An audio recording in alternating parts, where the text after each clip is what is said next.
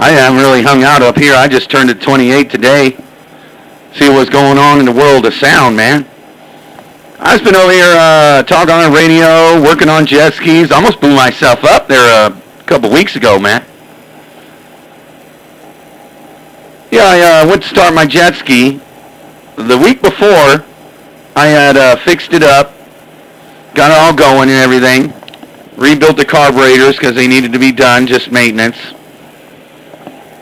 And it started up, it ran, and everything was working. I thought, all right, it's good. And a couple weeks just before that, it seemed like the case had water in it, or gas and water, but I wasn't really too bothered with it. I was like, all right, well, I'll clean the carburetors and I'll clear it. You take the plugs out and you clear the spark plugs and you press the button and all the stuff comes out, right? All right. All right, cool. Do the carburetors, all that. Starts right up. Even took it to the lake, tested it out, worked great. All right. Started it up about another week later. Boom! Freaking blew up, dude. The seats blew 10 feet in the air. It blew up like a bomb. Boom, yeah, just blows right up. Boom, boom. My God, I would have had to pray. Had I known all this information, I would have had to have a moment of silence and prayer. I feel terrible for this story. Well, all that matters is you're here now. God sees it fit for you to still be with us. Yeah, so I was like, okay, and it didn't really, it damaged it, caught on fire. I had fire extinguishers. I put it out. That way it didn't catch the whole house and 10 cords of wood on fire that's behind the jet ski trailer. I really wanted to fix it up. I was like, man, it was probably all this gas that was on the bottom of the hull from clearing it. All right, I jacked it up. I got all the gas out of it and all the fumes and whatnot, right? All right, starts up. All right. I had to fix it and went and got a parts jet ski. I had changed the wiring because all the wiring got melted. I fixed all that. Started up the next day. Did it again. But it was clean. This is when I really thought, what the hell? The hole was clean. There was nothing in the bottom of the hole, so it wasn't gas or fumes. You want to know what it was? 88? Talking about clearing the case, and taking the spark plugs off, pressing start button. The case was full of two-stroke oil. Well, on a two-stroke, you got a sealed case. All that gas stayed in there. Man, I took all of it out that time. Took the carbs off, took the reeds out that I didn't do before, and I sucked all the gas out, spun the engine over, blew it all out, and I put a different set of carbs in there and checked all those. And started up. It worked great now. It didn't damage anything the second time it blew up because there wasn't nothing on the bottom of the hull. That's when I said, oh my God, there's something else going on. There was gas inside that two-stroke case.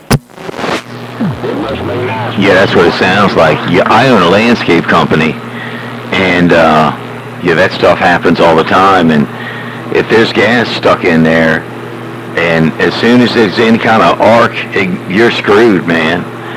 Good God, you're lucky it didn't blow the top of your head off. Cause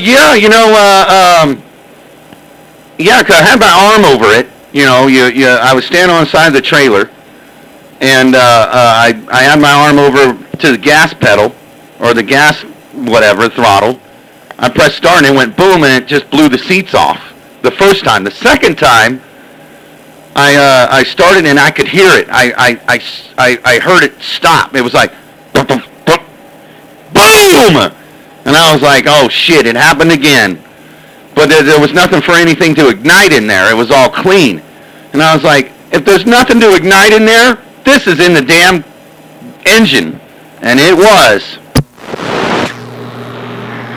Man, one time my guys did the same thing. It was supposed to be a, two-stroke feed, where it just feeds, and they didn't put the oil in the right hole, and they put gas in there, and they called me, Meet the mic, mucho palomo, equipo. Yeah, I'm telling you, that scared me a little bit.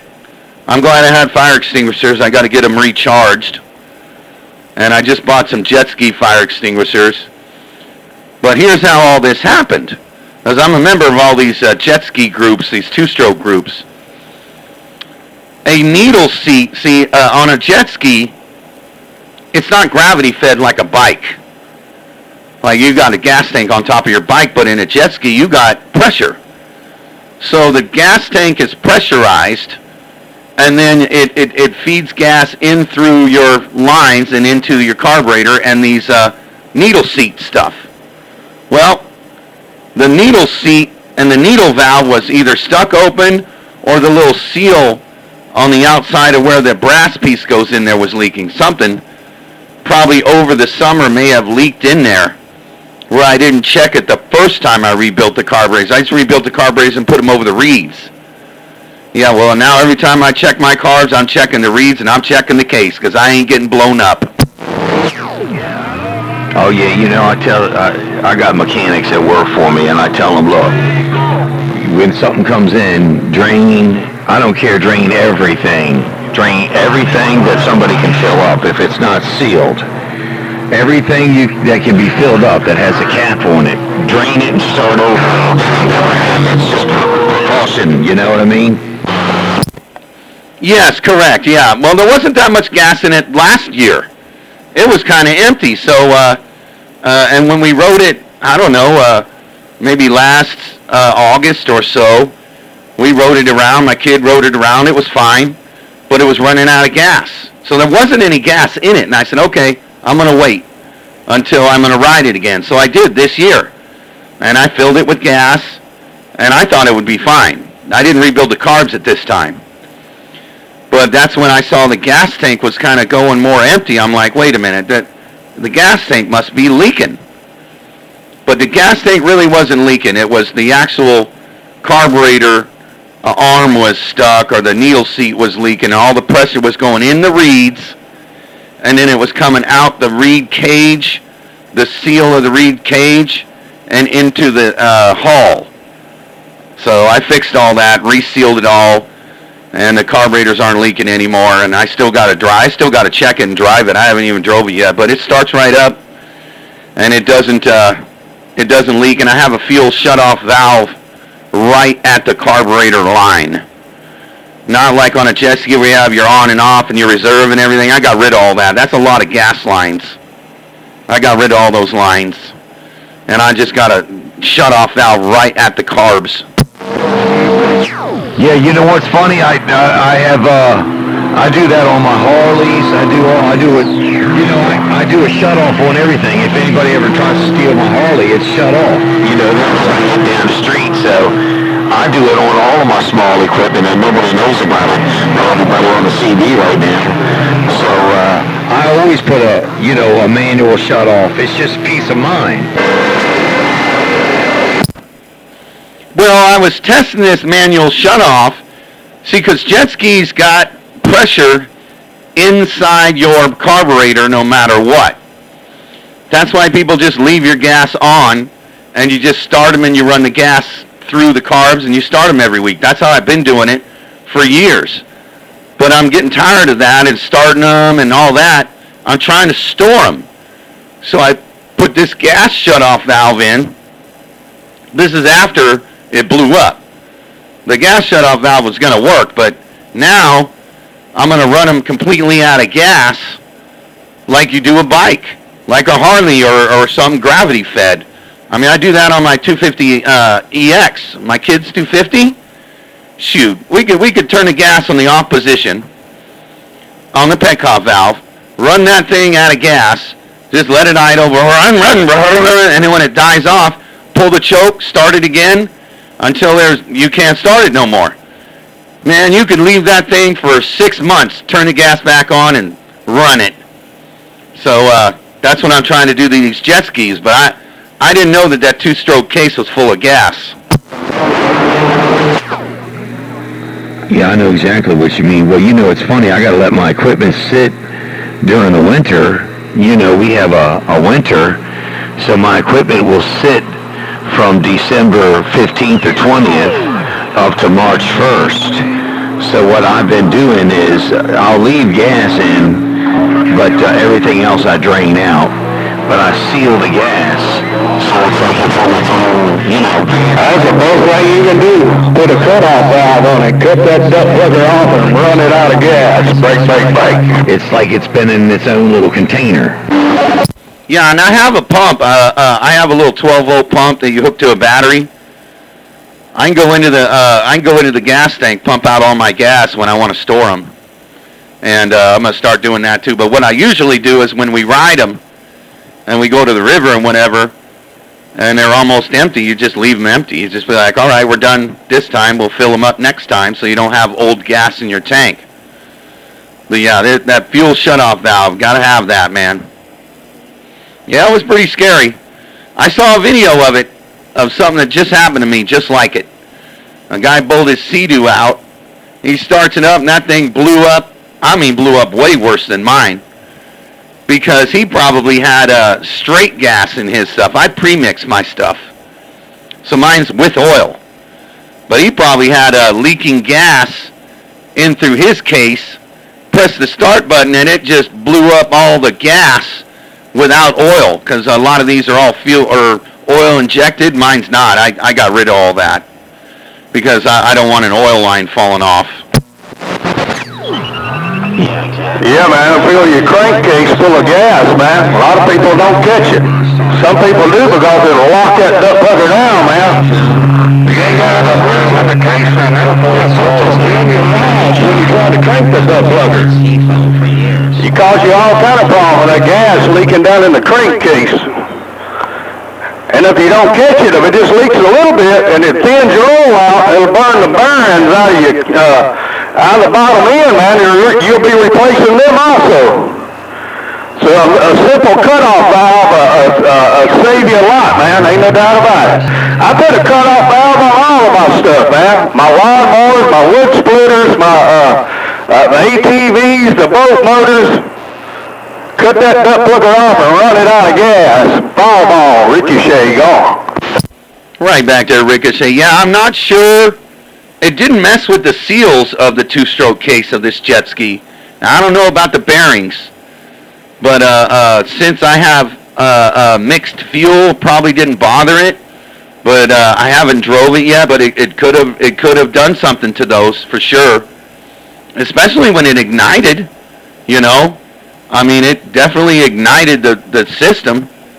But seems to run fine now with no two-stroke. Because it's not supposed to be full, like you said. Your two-stroke is supposed to just spit a little bit of gas and oil in through those reeds, and that's what whatever they call it. That's what lubes your crank. So yeah, I'm not sure if it bothered it when it ignited both times. I'm hoping it saved the system. Yeah, I got you, man. Yeah, man, we run across a lot of that, man. We do and small engine rebuilds and stuff for about 15 or 20 years, man. So I've run across a lot of that, man. My son, sure enough, but yeah, it can cause you some serious damage. Like I said, a lot of times, it'll be leaking through the needle valve, like you're talking about, and don't cut the gas off. Get the crank a little bit diluted with gas, if it's a four-stroke, say anything, a Kohler motor, a Kawasaki little engine on like a 26 horsepower or something. It's on these zero turns, but leak through the needle valve, man, and fill your case and, dilute your oil down with gas, and then whoever it is don't catch that, and they keep running the mower until it burns it up, because it's done thinned your gas down, your oil down so much with gas, and cause you to burn the bottom end out of your motor. Come on. That's what happened to one of my friend's generators. A four-stroke generator, a little Cummins four-stroke generator that he had, and that's what happened to his. Looked like it leaked, and it seemed like his oil was like gas. It was like gas and oil. And he asked me to look at it because I fix these too, because they think I'm a carburetor mechanic. Really, I am, but I looked at that and I go, I don't know, maybe you just leaked gas into your case. I'm not a 4-stroke guy, but something happened to that thing. Because when he was burning it, it wouldn't even run no more. It stopped running. So maybe, like you said, it burned the seals, or however a 4-stroke works. You'll thin your oil out running your system. Oh, yeah, man, yeah. Yeah, it'll definitely just lock you down, seize your burns or all that stuff, so.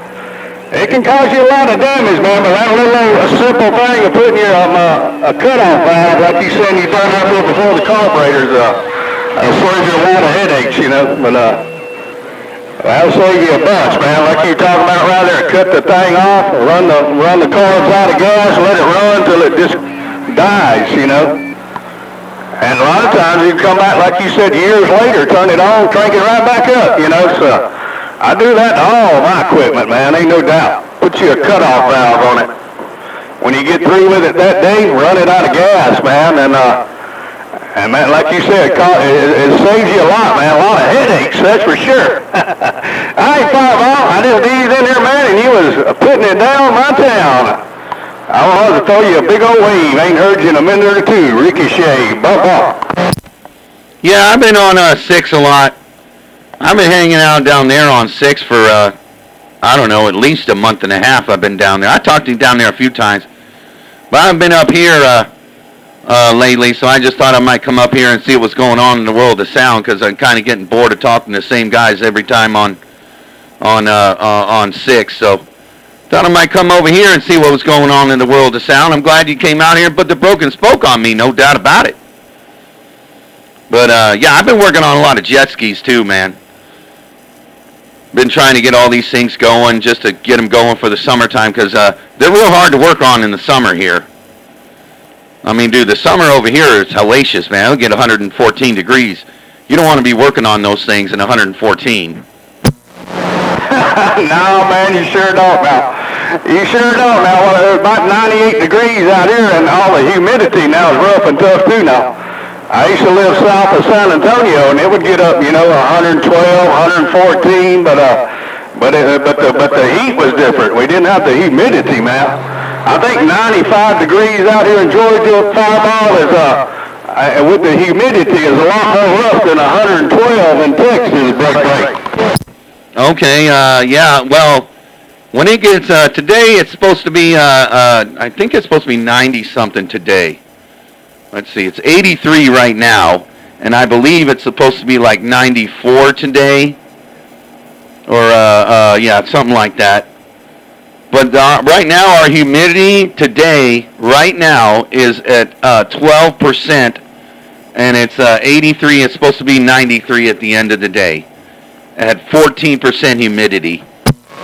Yeah, man, well, that ain't bad there. That ain't too bad, man. Oh, y'all ain't getting some heat on out there already, man. Lord have mercy, I didn't know it was getting that hot out there already, but yeah, man, that's hot. Either way you slice it, I guess that's hot, Fireball. It darn sure is, man. But I'm gonna ease out of the way, brother. I just eased in here, get me a sandwich, and I gotta go right back down the road and get on a side-by-side, man. Got to replace some axles in a side-by-side Polaris. So that's what I'm fixing to go do right about now. Take care, Fireball. I'm easing on back, brother. Ricochet in Georgia. I'm waving. 8317. Waving at you too now. Bump up. All right there, Ricochet. Well, man, it's good talking to you, man. Yeah, I've done those side-by-side axle stuff, man. They're a pain in the ass, too, just like everything else. Always working on something's always something, no doubt about it. All right, Ricochet, will you take care? Take him easy. 88, if he's still in there, man. That guy bigger Ricochet just came in my radio and you was gone. I didn't know if you still hear me in there. Take care, Ricochet in Georgia. Fireball, the center of attention with California on hold. I'm gone. All right, Fireball, take care now. I didn't know who you was talking to, man, but yeah, tell 88 I said hello, man. Don't have Mother Nature up his way anymore, man. Not in a while, anyway.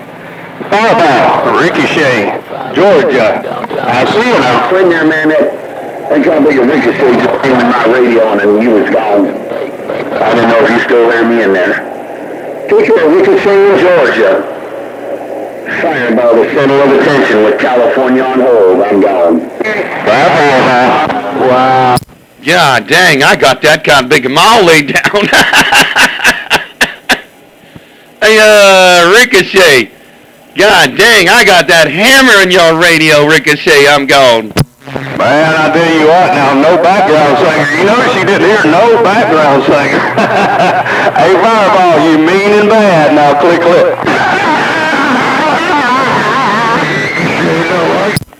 All right, I'm going to sit back. I'm going to let these guys come up for air. Hey, Ricochet, I'm going to let these guys come up for air and sit back.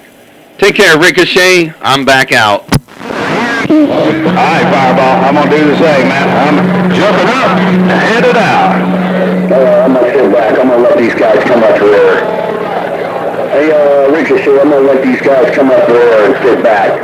Take care, Ricochet. I'm back out. 589 in the Buckeye gone. I think Ricochet must